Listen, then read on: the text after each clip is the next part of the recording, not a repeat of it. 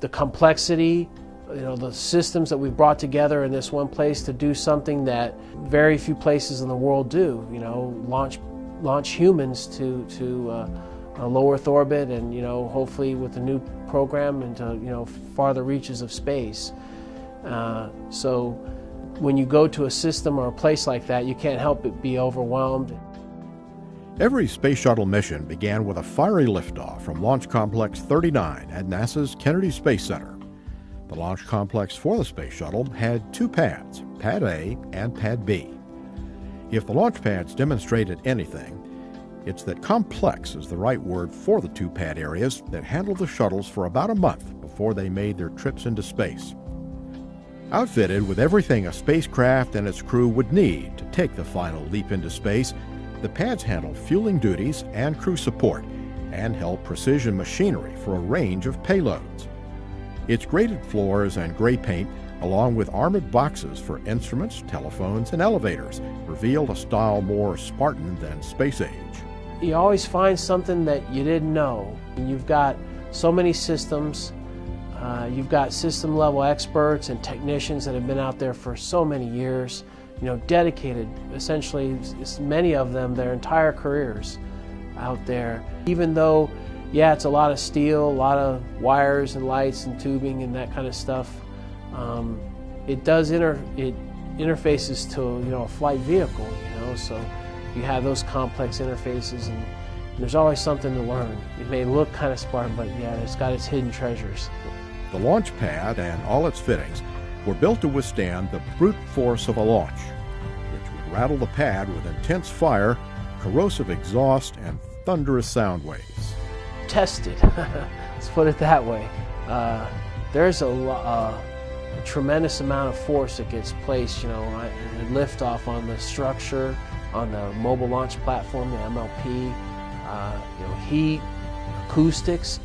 Each pad featured a shallow slope concrete pyramid about 40 feet high with a flame trench carved through the middle to channel exhaust away during launch. Launch pads were first built for the Saturn V rockets of the Apollo program. Back then, the launch complex did not have any permanent service towers because the support structure was on a mobile launch platform and traveled with the rocket to the pad. It's an element of the history, to think back and to stand in places where people were launched to the moon. That has a real place for me. For Shuttle, a pair of support structures called a fixed service structure, or FSS, and a rotating service structure, or RSS, were built at the pad and would remain there for all 30 years of flights. Both structures carried wiring and other infrastructure needed to support and protect the space shuttle for weeks at a time. A shuttle stack, meaning an orbiter attached to an external fuel tank and a pair of solid rocket boosters, would move to the launch pad about a month before liftoff. The shuttle was connected to networks of data cables, water lines, and the fueling system. Unless you were out there when the workers and technicians and engineers were out there, it's hard to capture the elements of these people working together as a team, doing complex tasks, complex jobs, with a vehicle there that's just loaded with solid propellant.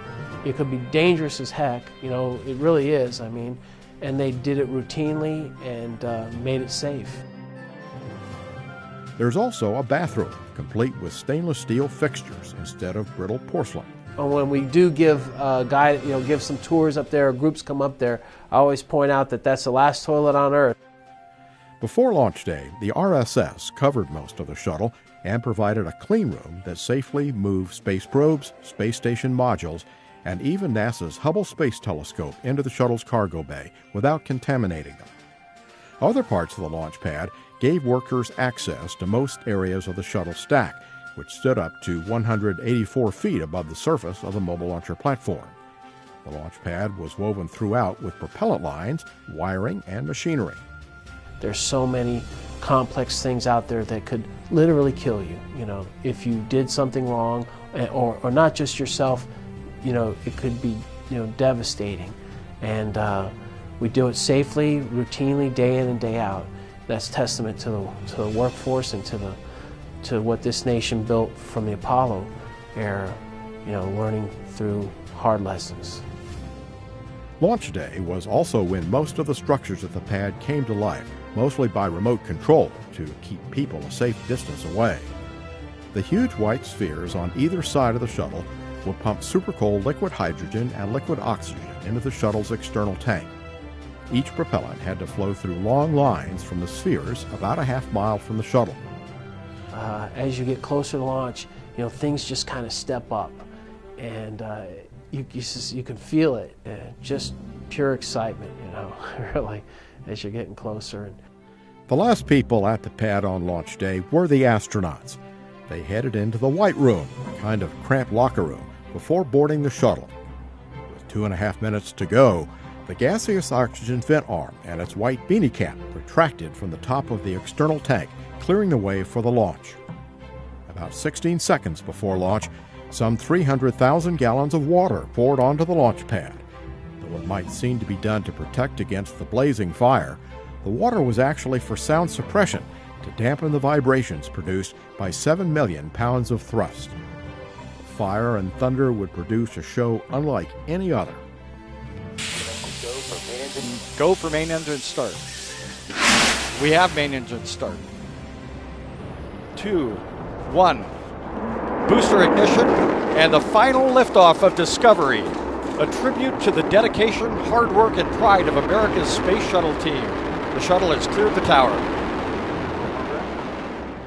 Some of our team would work late shifts, so you kind of had to go home and sometimes, watch it from the river, just like the other folks would, or something like that, which I actually kind of enjoy.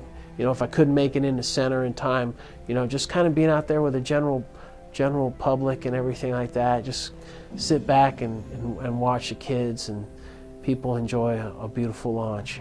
It's part of my joy, I guess.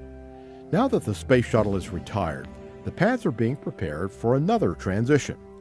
The structures that marked the space shuttle era have been removed from Launch Pad 39B, so it can handle several different types of launchers that are expected to make up the next generation of space exploration.